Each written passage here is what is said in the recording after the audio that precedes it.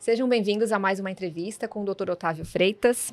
Eu sou Ana Paula Flores, jornalista, e eu converso com o Dr. Otávio, que é neurocirurgião em Pelotas, no Rio Grande do Sul, sobre temas relacionados à saúde integral. Nesse vídeo, nós vamos falar agora um pouco sobre o uso da cannabis medicinal e dos mais diversos casos clínicos que o Dr. Otávio acompanha. Otávio, para começar, eu acho que é importante que a gente explique para quem nos assiste qual a diferença entre a cannabis medicinal e a cannabis recreativa. Ótima pergunta. Então, a principal diferença da cannabis recreativa e da cannabis medicinal é relativa à composição, porque a cannabis de uso recreativo, ela costuma ter mais THC, né? Porque o objetivo do uso recreativo, na maior parte das vezes, é o barato, digamos assim, e quem provoca esse barato é realmente o THC, o tetrahidrocannabinol, não é? Já a cannabis medicinal, ela tem grande parte das vezes mais canabidiol, né? O CBD, ele não é psicoativo, ele não causa dependência, ele não vicia. Então, a principal diferença está na composição. Mas existem outras questões que diferenciam também. O acesso à cannabis medicinal, ele vai precisar de uma receita médica, né? A cannabis medicinal é completamente diferente da alopatia. Cada paciente vai se beneficiar de uma dose diferente, de um produto diferente, com mais canabidiol, com mais THC, com menos canabidiol, produtos que são 1 para 1, enfim. Então, e também existe uma diferença no propósito, né? Como eu já falei, o propósito da cannabis medicinal é melhorar sinais, melhorar sintomas dos pacientes, como dores, com náuseas e vômitos da quimioterapia, melhorar a epilepsia, melhorar a depressão, ansiedade, Parkinson, Alzheimer, enfim. E o propósito da recreativa é outro. Excelente. E como que está hoje em dia o acesso e o uso da cannabis medicinal? Como que tu vê esse fenômeno hoje em dia? Perfeito. O acesso está cada vez mais fácil. Então, uns anos atrás, para a gente prescrever a cannabis medicinal, obrigatoriamente o paciente tinha que fazer um registro lá na Anvisa, um cadastro bem extenso, né, bem demorado e bastante trabalhoso, para que pudesse importar os produtos à base de cannabis medicinal do exterior para o Brasil. E isso extremamente burocrático, demorava muitos meses para chegar, não é? E esse processo ainda ocorre, ainda tem alguns produtos que vêm só do exterior, né, de cannabis medicinal, mas hoje em dia já tem cannabis nas farmácias e é só preciso de uma receita azul, por exemplo, não é? Então a cannabis importada a gente faz com uma receita branca, controlada, e a cannabis que tem nas farmácias, geralmente os produtos ricos em CBD, mas também produtos com THC, vão necessitar de uma receita azul, tá? Então hoje em dia o acesso está cada vez mais fácil. Ainda são produtos que não são muito baratos e para isso muitas vezes para melhorar o custo-benefício nós temos também as associações, que são essas as três principais formas de adquirir a cannabis medicinal, através da importação, através das farmácias comuns e através das associações, sendo a Abrace Esperança a mais conhecida delas, que tem produtos que são mais em conta e que são produtos já muito reconhecidos. Inúmeros pacientes já se beneficiaram do uso da cannabis medicinal da Abrace, por exemplo. Muitos dos meus pacientes e muitos pacientes que a gente vê vídeos no YouTube aí, por exemplo. Excelente. E desde quando tu tens usado a cannabis medicinal nos teus atendimentos? Quando foi esse momento em que tu percebeu que esse tratamento impactou positivamente a qualidade de vida dos teus pacientes? Perfeito. Boa pergunta. Eu comecei a prescrever cannabis medicinal em meados de 2017, não é? Eu já tinha a cabeça mais aberta para novos tratamentos, para opções diferentes do convencional para os pacientes. Então eu caí de cabeça nesse estudo da cannabis medicinal e fiquei muito surpreso com a quantidade de estudos, com a quantidade de evidências que já tem. Bom, então aí eu atendi em algum momento, depois de muito estudar a cannabis medicinal, uma criança com autismo. Uma menina de 7 anos, e essa menina, ela já tinha usado inúmeras medicações. A mais conhecida para tratamento do autismo é a risperidona. É o que tem mais estudos, é o que tem mais evidência, é um antipsicótico, né, a risperidona, que muitas vezes causa um embotamento, né, mesmo em adultos, imagina uma criança. Bom, mas aí acontece que essa pequena, ela já tinha passado pela risperidona, não tinha dado certo, ela continuava muito agitada, um autismo severo. Depois disso, ela começou a usar inúmeros outros antipsicóticos em sequência, Não, uma tentativa e erro. Muitas vezes a medicina acaba fazendo isso. Então, ela usou aripiprazol, ela usou topiramato, usou Depaquine, que são todos remédios fortes. A Depaquine é um anticonvulsivante, né? E ela estava usando, quando chegou para mim, aripiprazol. E o aripiprazol, na época, ele era um tratamento off-label. Era considerado off-label para o autismo, né? Tinham revisões sistemáticas já de aripiprazol para o autismo, mostrando que ele funcionava para melhorar o comportamento das crianças durante 8 semanas. E depois de 8 semanas tem uma revisão da Cochrane, né? A Cochrane é uma das plataformas que só publicam revisões sistemáticas da literatura. É uma plataforma que todo médico nutricionista conhece, extremamente respeitada. Um dos estudos da Cochrane mostrava exatamente isso, que o aripiprazol ele funcionava por apenas 8 semanas. Depois de 8 semanas, tomar aripiprazol e placebo é a mesma coisa, não muda mais o comportamento. Então, é por causa de estudos como esse que o aripiprazol era considerado uma terapia off-label para o autismo. Então, eu O conversei... que seria off-label? Só para quem está nos assistindo que não entende essa nomenclatura médica, só para explicar um pouquinho melhor. Off-label é uma terapia que ainda não é reconhecida. Né? Que não está nos guidelines, que as associações médicas ainda não reconheceram, não colocaram no fluxograma lá do tratamento, tá certo? Ok. Não está nos consensos, né? Guidelines são consensos.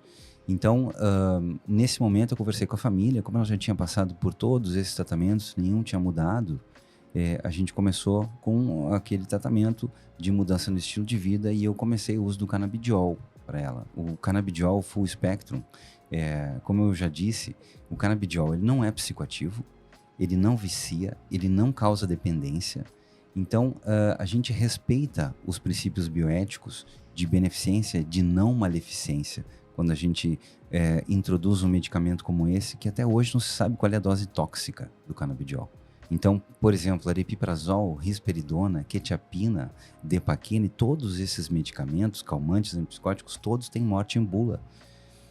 O canabidiol não tem morte em bula porque até hoje ninguém sabe qual é a dose tóxica. Existem alguns estudos que foram feitos nos Estados Unidos, lá no Departamento de Drogas, que mostraram que o canabidiol ele é menos psicoativo que o café.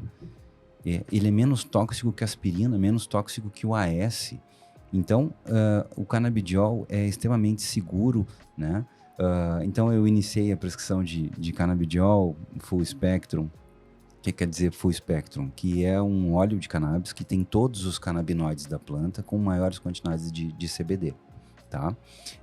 Existe um fenômeno que a gente chama de fenômeno entourage, ou efeito comitiva, dentro da cannabis medicinal, que é isso, que uns canabinoides potencializam ou inibem os efeitos do outro, aumentando, assim, os resultados, melhorando os efeitos. Por exemplo, o CBD funciona como um fiel escudeiro do THC. Ele protege, quando a gente usa os dois juntos para os pacientes, dependendo das condições, o CBD ele protege dos efeitos deletérios que o THC pode ter, né? Como gerar euforia, por exemplo, como causar irritação.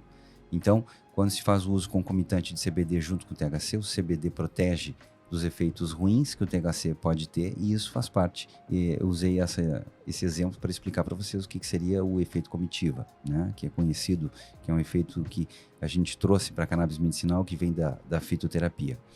E essa pequena, com a prescrição do canabidiol, ela apresentou uma melhora muito significativa, né?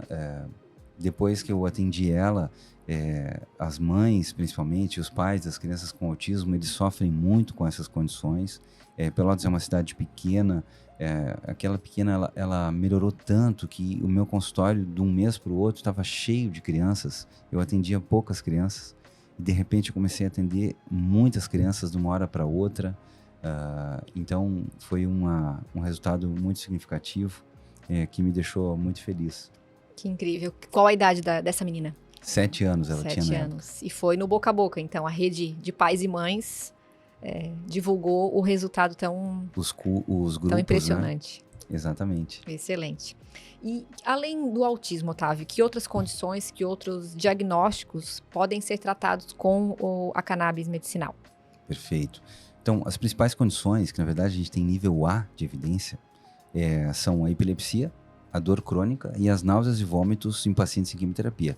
O que quer dizer nível A de evidência? Gente, já tem tanto estudo, já tem tanta revisão sistemática que é indiscutível que a cannabis funciona nessas condições.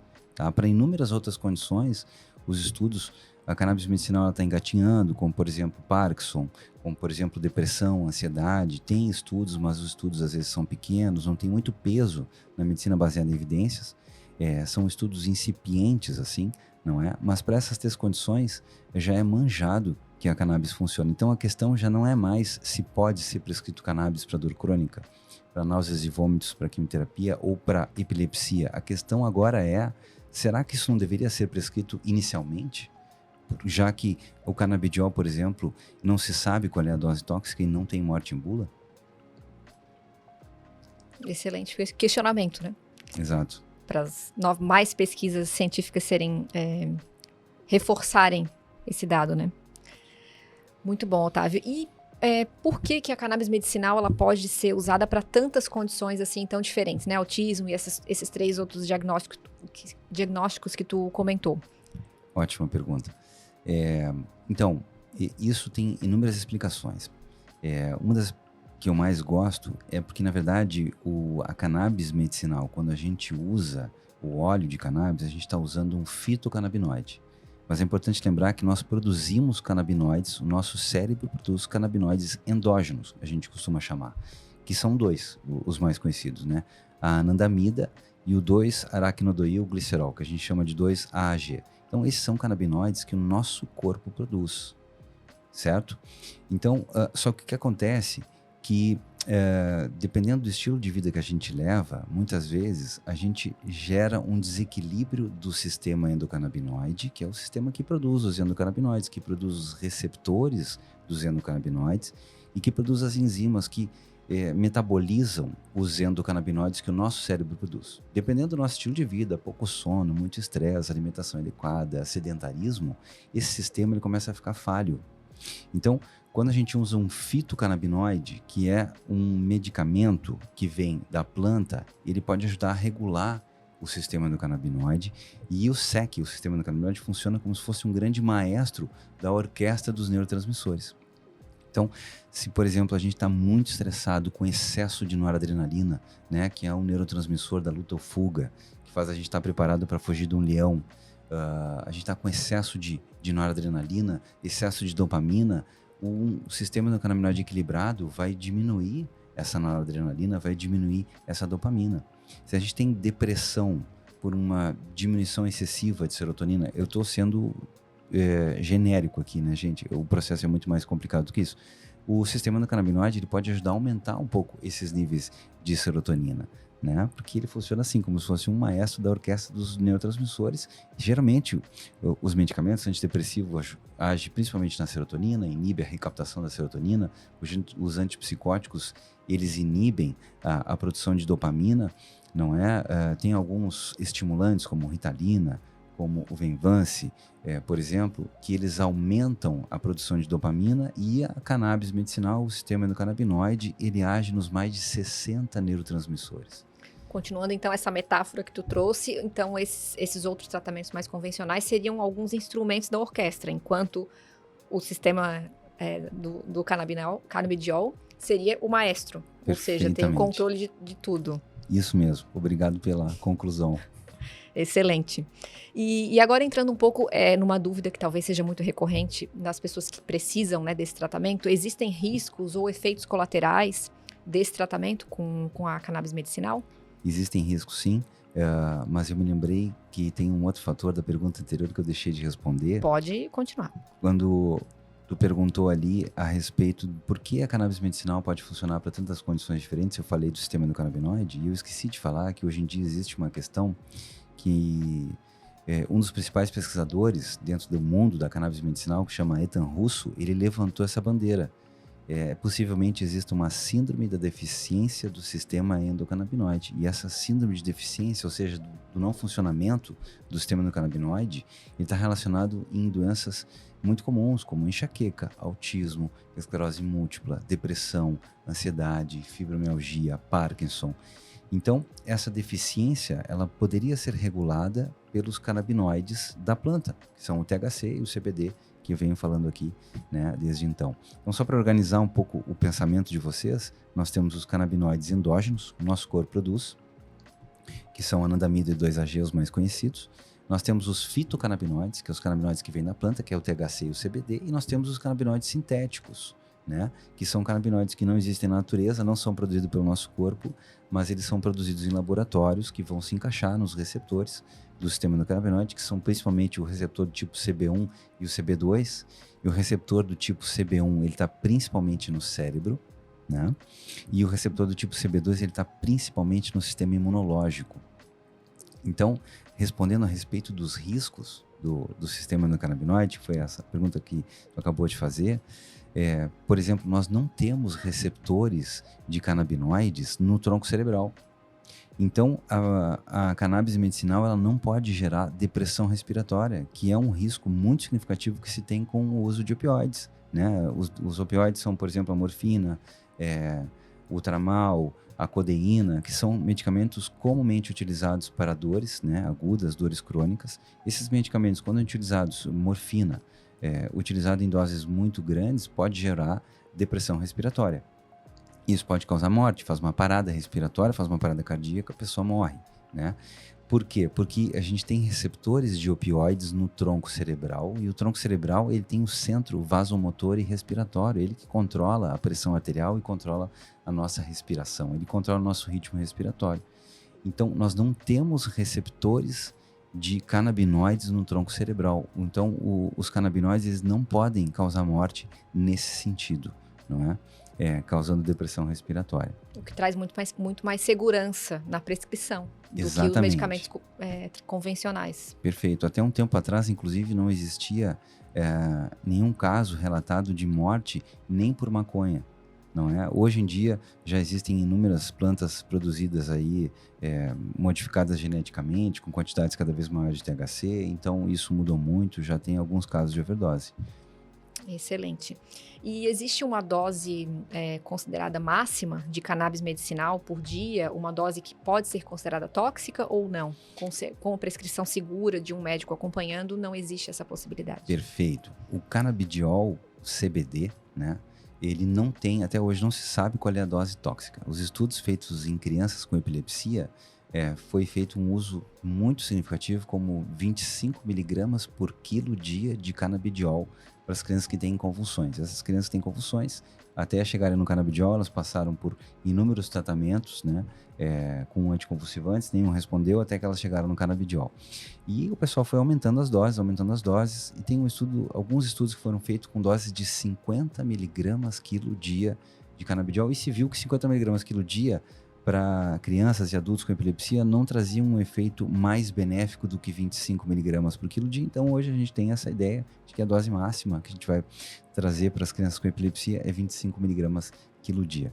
Agora, essa questão é muito interessante. O THC é diferente. O THC, a dose máxima que a gente deveria prescrever é algo em torno de 30 miligramas de THC por dia. Não é? O THC ele pode produzir uma série de efeitos colaterais. O CBD também pode causar um pouco de sonolência. Algumas crianças podem ter irritabilidade. Então, o THC pode causar euforia, pode causar muita fome, boca seca, que inclusive são sinais e sintomas que nos indicam que a gente está dando uma dose um pouco maior do que aquele paciente deveria receber. Então, precisa tomar cuidado, né? Precisa ter o acompanhamento de um médico, alguém que tenha experiência na prescrição de cannabis medicinal, porque isso é um tratamento medicamentoso, inclusive tem também interação medicamentosa. Como a cannabis medicinal ela é metabolizada pelo grupo de enzimas ali, citocromo P450 no fígado, é o mesmo grupo de enzimas que metaboliza muitos medicamentos, como anticonvulsivantes, antidepressivos e alguns calmantes. Quando está fazendo uso concomitante de cannabis medicinal com alguns calmantes, pode aumentar muito o nível no sangue desses calmantes, e isso pode ser muito maléfico. Então, tem que tomar muito cuidado com a prescrição da cannabis. Excelente. Reforçar esse cuidado. E como que a cannabis pode ajudar no tratamento de dores crônicas, por exemplo? Tu já havia comentado em outra pergunta, né? De ser um tratamento muito positivo para pacientes que têm dores crônicas. Exatamente. Então, a cannabis tem nível A de evidência para o tratamento da dor crônica, não é? Geralmente, pacientes com dor crônica, eles vêm utilizando muitos opioides de forma crônica, de forma continuada, né? E tem inúmeros estudos, gente. É uma quantidade absurda de estudos que mostram que quando a gente entra com a cannabis medicinal nesses pacientes que estão fazendo uso de opioides, a grande maioria, um número tão alto como 60% desses pacientes conseguem diminuir o uso de opioides, alguns retiram os opioides completamente. Então, os opioides que têm efeitos colaterais, um deles inclusive pode gerar morte por depressão respiratória, e a gente não tem esse efeito com a cannabis medicinal, né? Então, a gente consegue reduzir muito a prescrição de opioides para os pacientes que têm dor crônica. Alguns, inclusive, um percentual tão significativo em alguns estudos como 30% podem ficar livres do uso dos opioides, não é? E ficar apenas com a cannabis medicinal e algum antidepressivo para o manejo da dor, por exemplo. Impressionante mesmo. E em relação aos episódios de insônia, que também os problemas de sono hoje em dia estão prevalecendo muito na população, né? O canabidiol pode ajudar de alguma forma no tratamento da insônia, Otávio? Perfeito, pode sim, porque a insônia é uma das síndromes que estão relacionadas como sendo síndromes possivelmente pela síndrome da deficiência do sistema endocannabinoide, né? E quando a gente fizer o canabidiol, quando ingerir, fizer a suplementação do canabidiol, a gente pode regular esse sistema endocannabinoide, não é? E, além do mais, grande parte dos tratamentos para insônia, como os indutores do sono, como o Zolpidem, por exemplo, ou a Zolpiclona, está escrito na bula que eles podem ser utilizados por apenas 4 semanas. E grande parte dos pacientes que eu atendo com insônia crônica estão utilizando esses produtos por 2 anos, 3 anos, 4 anos. Então, esses pacientes, eu entro com o canabidiol, muitas vezes até nem é para tratar insônia, mas é para eu poder fazer o desmame do indutor do sono, para eu poder fazer o desmame de antidepressivo, para eu poder fazer o desmame do antipsicótico. Eu acabo introduzindo sempre a cannabis medicinal, que aos pouquinhos e com outras estratégias, a estratégia da higiene do sono, que vocês já ouviram milhares de vezes, né? Isso tudo associado com o ato de dormir e acordar sempre no mesmo horário, a gente vai regulando o nosso sistema interno. Porque é disso que se trata, a gente manter um sistema interno regulado e equilibrado a despeito, né, apesar de toda a variação que o meio externo tem. E a cannabis medicinal ela ajuda muito nesse tema, nesse aspecto, manter o nosso ambiente interno regulado. O sistema endocannabinoide, ele é um grande regulador, é um grande equilibrador de inúmeros outros sistemas no nosso organismo, né? Como o sistema opioide, por exemplo. Excelente, impressionante. Dados impressionantes que tu trouxeste pra gente. E, Otávio, a gente já está se encaminhando para o final desse vídeo. Eu queria te perguntar se tu queres acrescentar mais alguma informação, algum dado, alguma pesquisa, algo que a gente não mencionou aqui. Fique à vontade. Eu queria contar uma história que me marcou muito. Com esses anos todos trabalhando com a cannabis medicinal, eu tenho uma coleção de histórias muito significativas, né? A primeira coisa que mudou o meu consultório foi a vitamina D, e depois foi a cannabis medicinal, porque no começo eu nem gostava de estar no consultório. Eu sou neurocirurgião de formação, eu gostava de operar, né? Porque a cirurgia ela te oferece essa sensação de que tu tá curando, e o consultório, a doença crônica, aquilo tudo era muito arrastado. Eu queria curar as pessoas o tempo todo. Mas a vitamina D e a cannabis medicinal, elas me permitiram isso, então mudou Mudaram muito. o teu paradigma. O meu paradigma, né? E mudou muito a egrégora do consultório. E hoje é muito legal estar lá e ouvir esses relatos de melhora constante dos pacientes. E tem uma história que eu sempre conto, que é de uma paciente minha, que a Yasmin tinha 12 anos na época. Ela foi consultar, ela tem autismo e epilepsia. As duas condições, e nanismo. Então, a Yasmin, os pais foram consultar comigo, e no momento que eu abordei a questão da cannabis medicinal, os dois começaram a chorar. E eu pedi desculpas. Poxa, gente, desculpa, toquei num tema delicado, assim, eu não queria causar esse constrangimento para vocês. Desculpa ter tocado no assunto, mas é uma ferramenta que eu acho que a gente precisa usar, porque a Yasmin tinha 20 convulsões por dia. Ela já tinha passado por inúmeros tratamentos anticonvulsivantes e mesmo assim continuava tendo 20 convulsões por dia, né? E os pais, chorando, me explicaram, não, doutor, não é isso.